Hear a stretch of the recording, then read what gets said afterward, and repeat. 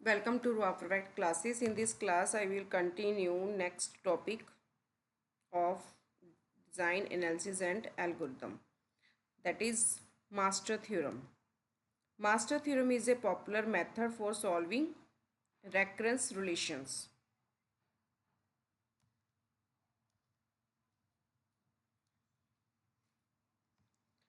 Master theorem solves the recurrence relation of form. This is a master theorem. T of n a t of n over b plus theta n power k log power p n।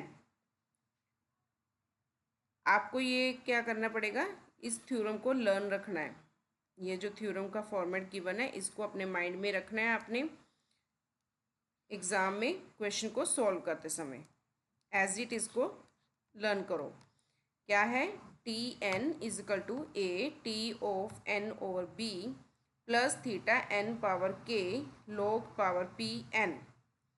और यहाँ पर जो ए है, ए क्या है, greater than equal to 1 होना चाहिए, B की वैल्यू ग्रेटर देन 1 होनी चाहिए, के की value greater than equal to 0 होनी चाहिए और पी जो है एक कोई भी रियल नंबर हो।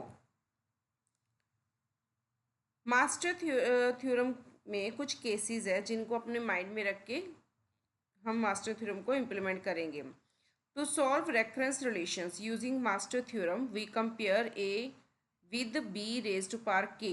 आपने ए को बी रेज टू पावर के साथ कंपेयर करना है मास्टर थ्योरम में रेफरेंस रिलेशन को सॉल्व करते समय। फर्स्ट केस के अकॉर्डिंग, अगर if A is greater than B raise to power K है, देन आपके पास जो आंसर आएगा T N is equal to theta N raise to power log power B A. ठीक है, तो ये आंसर आएगा अगर केस 1 है। और इसमें हमारे पास जो ये वाला याद रखना आपने, केस 2 के according if A is equal to B raise to power K है, अगर तो ग्रेटर देन है तो आपने ये वाला टी एन की वैल्यू ये आएगी आपके पास। अगर case 2 if A equal to B raise to power K है तो उस केस में आपने ये 3 कंडीशंस चेक करनी है। If P is less than -1 then T N equal to theta N log B A. अगर p की वैल्यू इक्वल टू -1 आ रही है तो उस केस में T N is equal to theta N log B A B raise to power A into log raise to power 2n। अगर B P की value greater than -1 है then T N is equal to theta N log B raise to power A into log B power p plus 1n करोगे।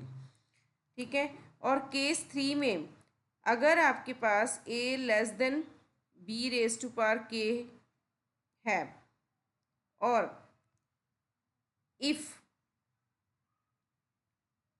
अगर आपके पास p की value less than 0 then T N equal to big O notation n raise to पर k आएगा।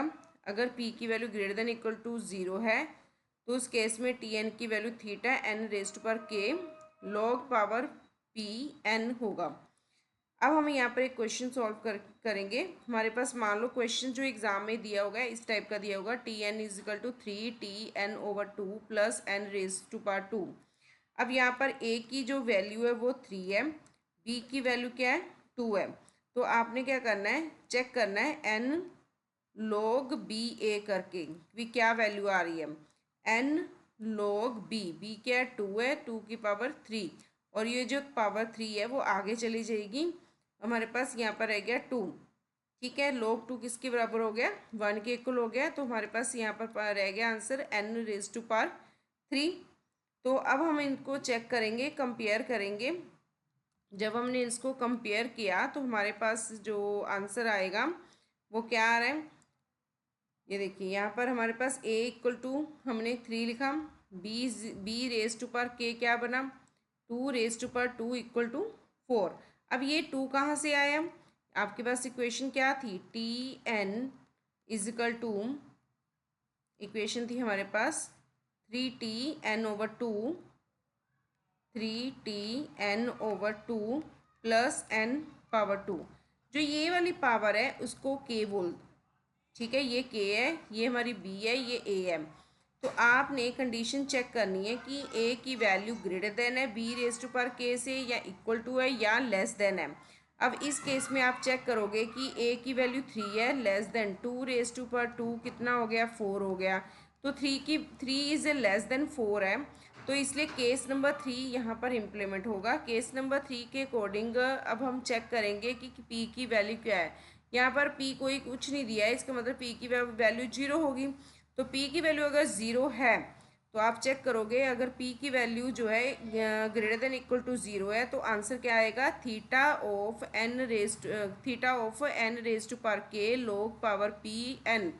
तो यहाँ पर थीटा n k कितना था हमारे पास 2, और क्या आएगा log p, ठीक है, n क्या था, n हमारे पास क्या है, n एज इट आएगा।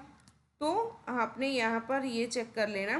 तो ये हमारे पास theta n raise to power K log P N, theta n square log power P हमने क्या लिया यहाँ पर, कुछ नहीं है तो 0 ले रहे हैं, तो n, तो ये पूरी की पूरी वैल्यू क्या होगी, 1 के इक्वल हो जाएगी। इसलिए आंसर क्या आएगा, थीटा n स्क्वेयर आ जाएगा। ठीक है, तो ऐसे आपने इस क्वेश्चन को सॉल्व करना है।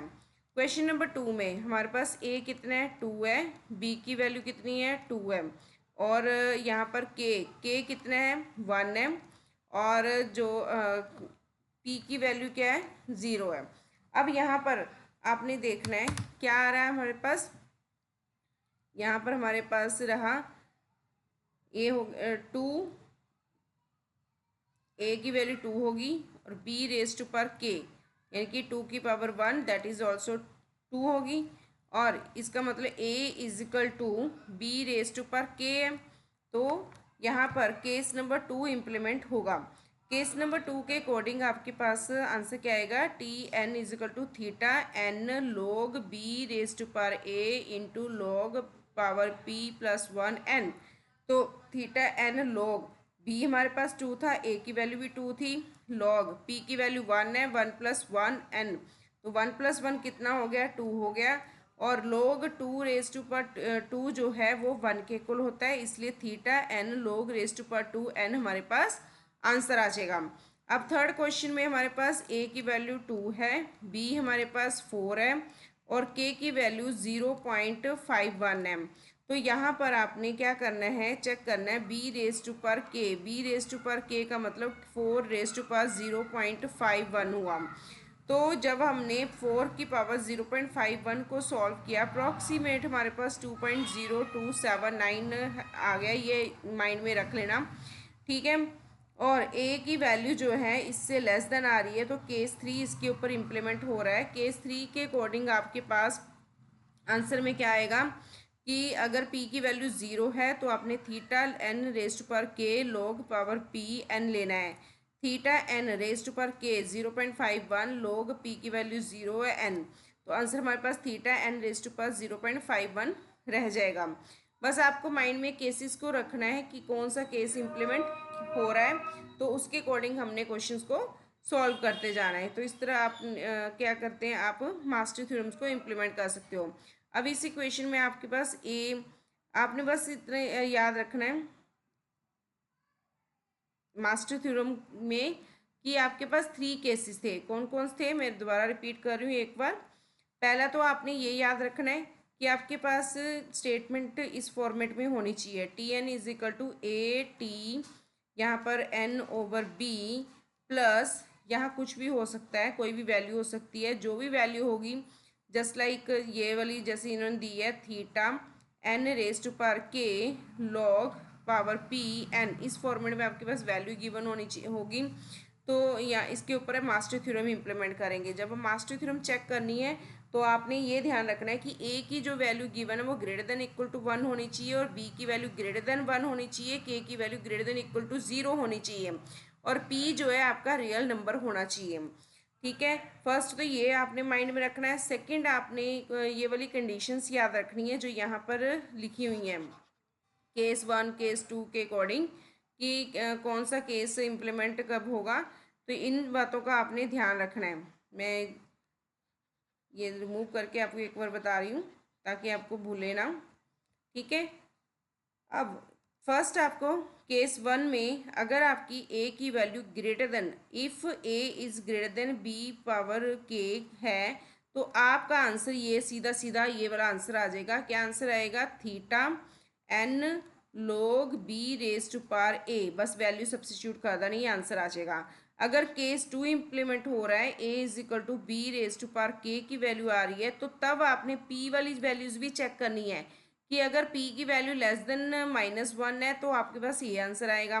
अगर p की वैल्यू इक्वल टू -1 है तो आंसर ये वाला इंप्लीमेंट होगा, और p greater than equal to greater than -1 है तो ये वाला आंसर आपने देना है। अगर केस 3 आपके पास हो रहा है, केस 3 आ रहा है, तो उस केस में आपने क्या, केस 3 में क्या था, a is less than B raise to power K अगर आपके पास आ रहा है तो आपने ये वाली कंडीशंस इंप्लीमेंट करनी है। मतलब आपने चेक करना है कि p की वैल्यू लेस देन 0 है तो ये आंसर आएगा, अगर p की value greater than equal to 0 है तो ये वाला आंसर आएगा। इस तरह आप मास्टर थ्योरम को अपने क्वेश्चंस के ऊपर इम्प्लीमेंट कर सकते हैं। If you like this video, please like and share my channel with your friends so that they can take benefits from these videos. Thank you.